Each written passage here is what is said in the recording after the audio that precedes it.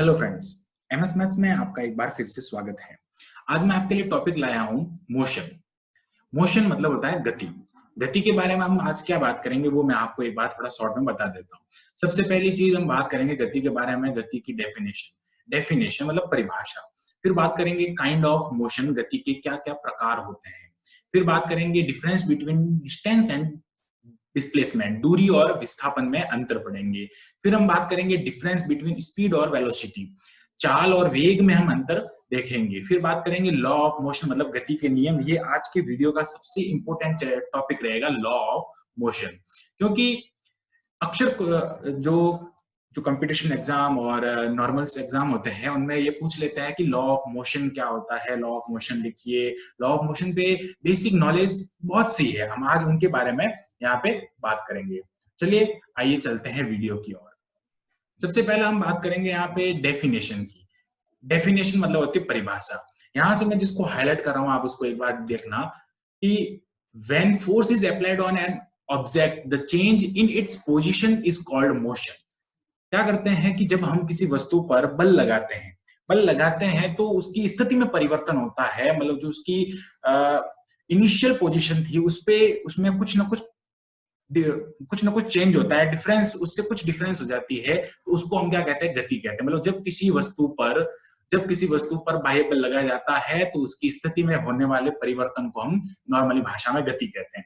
फिर बात करते हैं the force required to move an object, therefore we can say that force only cause of motion. मतलब हम कह सकते हैं कि the force required to move, बल किसी वस्तु की स्थिति में परिवर्तन करता है, अतः हम क्या कह सकते हैं कि गति जो होती है, गति का महत्वपूर्ण कारक है वो बल है।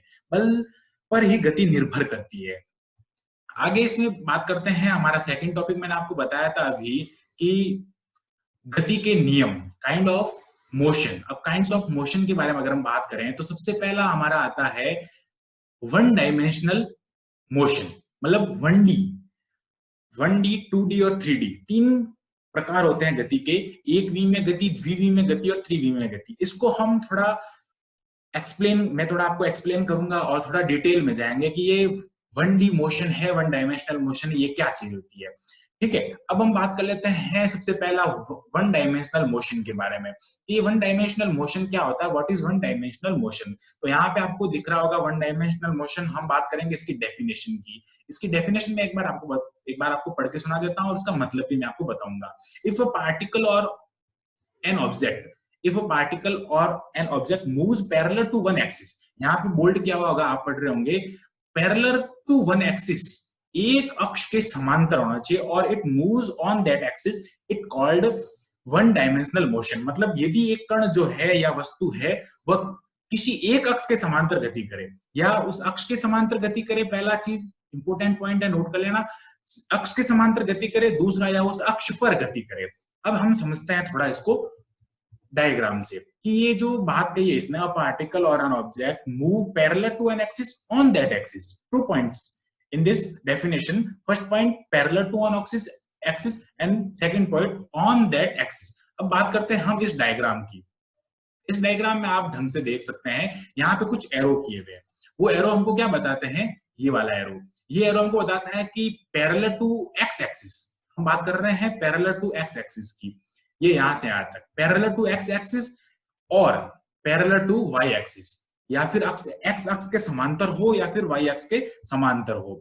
दूसरा ये चीज कह रहा है कि ऑन दैट एक्सिस, मतलब या तो इस अक्ष के ऊपर हो, या तो एक्स अक्ष के ऊपर हो या फिर वाई अक्ष के ऊपर हो। ऑन दैट एक्सिस की बात करते हैं तो वो जो होता है उसको हम कहते हैं वन डायमेंशनल मोशन, एक विमीय गति, या फिर इसको कहते हैं शॉर्ट फॉर्म में 1D मोशन। ओके, अब बात करते हैं आगे। आगे हमारा एक टॉपिक रहेगा two dimensional motion. Two dimensional motion, what is two dimensional motion, 2D motion. हम बात करते हैं 2D। सबसे पहले 2D को समझते हैं। 2D का मतलब होता है एक प्लेन। 2D प्लेन के बारे में बात करते हैं। 2D जो होता है वो दो एक्सिस से मिलकर बनाता है, it made from two axis. तो इसकी डेफिनेशन भी हम कुछ इसी प्रकार से देखेंगे। इसकी डेफिनेशन की अगर हम बात करते हैं, if an object moves in a place, if an object moves in a plane made of 2 axes is called two dimensional motion। ये जो जहां पे मूव करता है, यहाँ पे हम इस डायग्राम में अगर देखते हैं तो मूविंग प्लेस, इसका जो मूविंग प्लेस है वो Y axis and X axis दोनों से मिलके बना है। इसको हम कहते हैं द्विविमीय गति। मतलब क्या हो गया, यदि कोई कण किन्हीं दो अक्षों से मिलकर बने तल में गति करता है तो उसको हम कहते हैं द्विविमीय गति। यहाँ पे एक छोटा सा ब्रैकेट दिख रहा होगा आपको, उसमें मैं बात करता हूँ examples of two dimensional motion, because this is important for 11th and 12th। Important इसलिए है क्योंकि 11th में हम इस बारे में बात करते हैं कि भाई जो टू डायमेंशनल मोशन है उसका आगे चैप्टर भी है, मैं आगे वीडियो बनाऊंगा।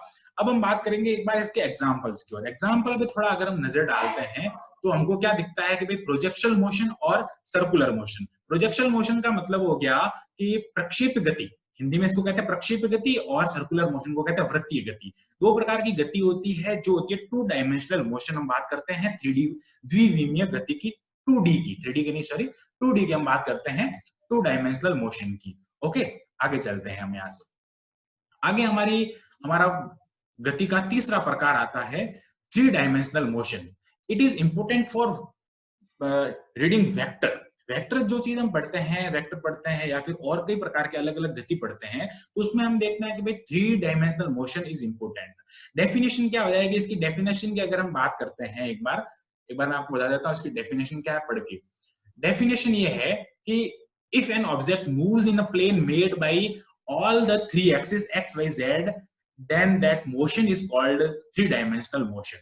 यहाँ पे इंपोर्टेंट फैक्टर ये बताता है कि मेड, जो प्लेन मतलब एक ऐसा तल, plane made by all the three axis, मतलब सभी तीनों अक्षों से मिलकर जो बना होता है। मतलब क्या हो गया, यदि किसी वस्तु या कण ऐसे किसी तल में गति करती है जहां पे सभी तीनों अक्ष क्या होते हैं, मिलकर एक त्रिविमीय गति कहलाती है। जहां से त्रिविमीय गति होती है वहां पे तीनों अक्ष क्या होते हैं, मिलकर बने होते हैं। हम इस डायग्राम में देख सकते हैं, ये डायग्राम हमको क्या बताता है, ये डायग्राम, इस डायग्राम में अगर हम ढंग से देखें तो y x and z three axis है, because this is 3D plane.